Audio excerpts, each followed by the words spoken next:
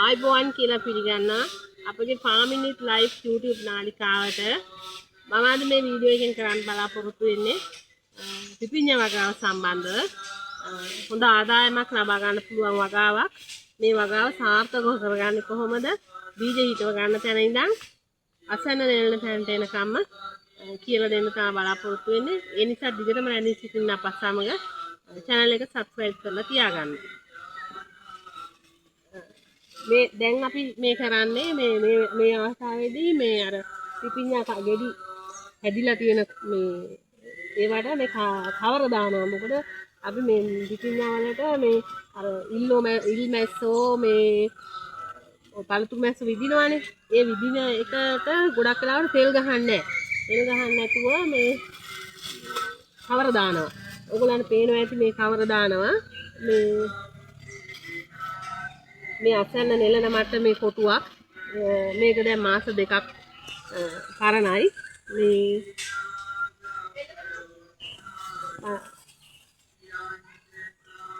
මේ දළු අවදියේදී තමයි මේ පිපිඤ්ඤා මේ දැන් මේ කඩන අවදිය මේක මේ අසන්න නෙලන අවදිය මේ ගොඩව මෝරණකම් එහෙම ඉන්නේ නැහැ බොහොම දළු කාලේදී තමයි කඩන්නේ කඩලා වෙළඳ පොළට දාන්නේ මේ සාමාන්‍ය පිපිඤ්ඤා කිලෝ එකක් මේ දවස්වල 150 200 ඒ වගේ විල ගණන් වලට යනවා මේ අතර කාලක විතර පිපිඤ්ඤා වගාවක් කරගන්නකොට මේ හොඳ ආදායමක් ගන්න පුළුවන්.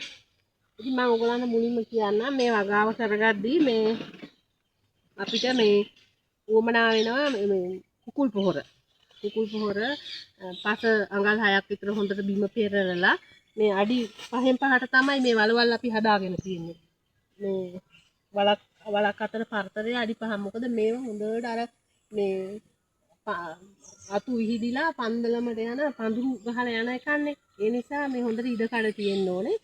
ඒක හින්දා මේ පරතරයේ වලවල් දෙකක් අතර අඩි 5ක් වගේ තමයි අපි තියාගෙන වලවල් හදාගෙන තියෙන්නේ. ඉතින් මේ මුලින්ම බිම පස පෙරලලා අඟල් 6ක් විතර ගැඹුරට ඊගාවට අපි මේ වලවල් හදලා අඩි 5න් 5 පරතරයට එක වලකට මේ කුකුල් පොහොර තීන්ත බකටයකින් භාගයක් විතර වගේ දාලා මේ ආපහු හොඳට කලවම් කරනවා.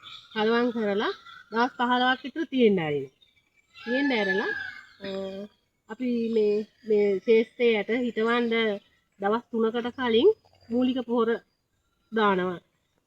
මම මේ කලින් වීඩියෝ වල සඳහන් කරලා තියෙනවා මූලික පොහොර මේ පිළිබඳව ඒක හදා ගන්න අනුපාතය එහෙම මේ TSP MOP යූරියා මේ ඒ තුන කලවම් කරලා මේ දාලා මේ ආපහු කලවම් කරනවා මේ වල වාස පෙරලා කලවම් කරලා ඊට පස්සේ මේ දවස් දෙකකට පස්සේ ඇට ශේෂ්ඨේ බීජ හිටවනවා. හුඟක් වෙලාවට ඒකට තෝරගන්නේ අපි මේ පොයට පොය පහ වුණාම පසළොස්වක පොය පහ වුණාම මේ අර ජල මහ කන්නේ කියලා එහෙම එකක් නැහැ. මේ පොය පහ වුණාම මේ අවුරුද්දේ ඕනෑම කාලයක මේ වැඩේ හිටන්න පුළුවන්. අර ලොකු වර්ෂාධික කාලයක් තෝරගන්නේ නැහැ මේ වැඩේට. අර උෂ්ණත්වය ප්‍රිය කරන ශාකයක් මේක. මේ අනික මේ දැන් එහෙම හිටව ගන්න අපි තෝරගන්නවා ගොඩක් වෙලාවට මැලේසියන් බීජ. ඒවා තමයි සාර්ථකව හදා ගන්න පුළුවන්.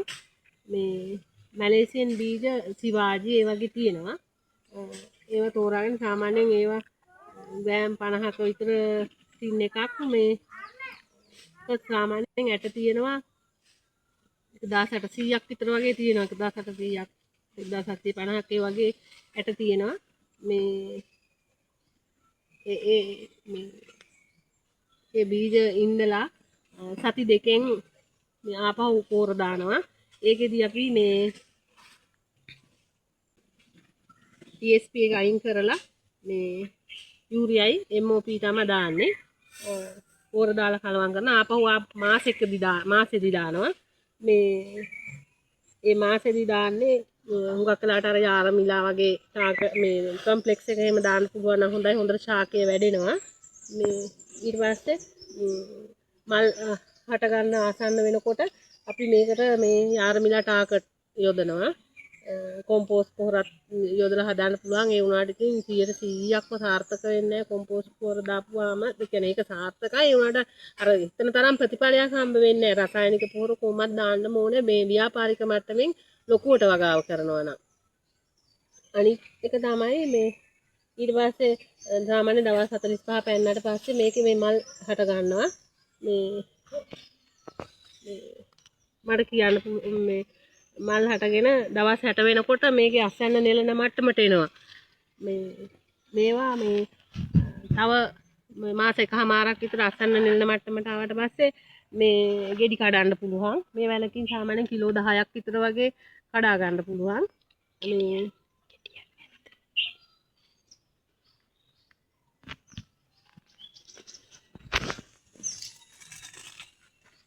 දළු මට්ටමේදී තමයි අපි හුඟක් වෙලාවට මේ අස්වැන්න නෙලා ගන්නෙ. මේවා බීමට කඩන්නේ මේ අපි මෙහෙම කවර දාලා මේ සත්තුන්ගේ ඉල් මැස්සොන්ගෙන් මේ එහෙම හානි නොවන විදිහට මෙහෙම ආරක්ෂා කරගන්නවා. මේවා කඩනකොට කූඩේකට කඩලා මේ පිළිවෙලකට තමයි අරගෙන යන්නේ. තව කියන්න ඕනේ මේවට මේ අස්වැන්න නෙලන කාලෙදිත් අපිට දවස් 15ට පෝර යොදා ගන්න පුළුවන් නම් අස්වැන්න සරු කර ගන්න පුළුවන්. තව මේ අනික එක තමයි මේවට මේ ලෙඩ එනවා. මේ තියෙන්නේ මේ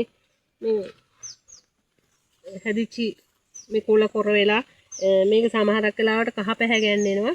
මේක දිලීරයක්. මේ දිලීරයක් නිසා ඇති වෙන මේ රෝගයක් තමයි මේක. මේවට මේ බෙහෙත් වර්ග තියෙනවා අපේ මේ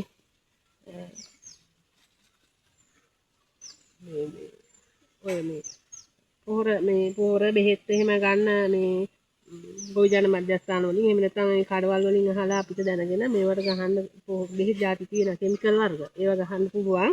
මේ ගහලා මේක මේ නැති කරන්න බෑ, වැඩ පවත්ව ගන්න පුළුවන්. උස්සන්නම වෙලා නම් ඉතින් ඒ වැල ගලවලා අයින් කරනවා.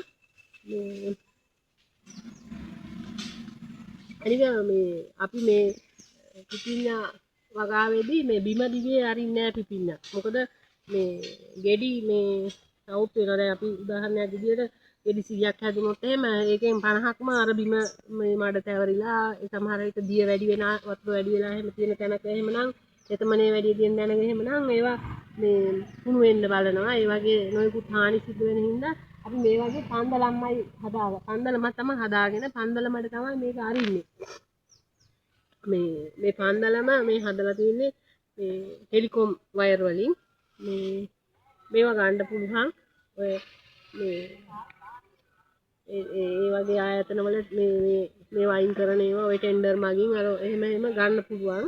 එහෙම අරගෙන මේ හොඳ ශක්තිමත්ව තමයි මේක හදාගන්නේ. මොකද මේ ගෙඩි එනකොට මේක මේ වැල බර වෙනවා. බර වුණාම මේවා කඩන් වැටෙනවානේ. ඒ හින්දා මේ මුල් අවස්ථාවේදීම මේ පන්දලම හදාගෙන ඉන්න ඕනේ. මේ බීජ හිටවන්න ඉස්සෙල්ලා මේ පන්දලම සාර්ථකව හයියට හදාගත්තාම මේ කිසිම හානියක් නැතුව මේ වගේ ඉතින් බීජ නෙලා ගන්න පුළුවන්. කිසි කරදරයක් නැතුව.